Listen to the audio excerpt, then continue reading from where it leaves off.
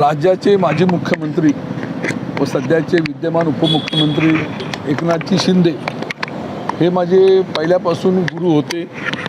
मागच्या काळामध्ये त्यांच्यासोबत मी जाऊ शकलो नाही, परंतु जाण्यासाठी निमित्त लागतं। ते निमित्त लागलं आणि मी आज या ठिकाणी आलो। शिंदे साहेबांचा या ठिकाणी आशीर्वाद घेतला।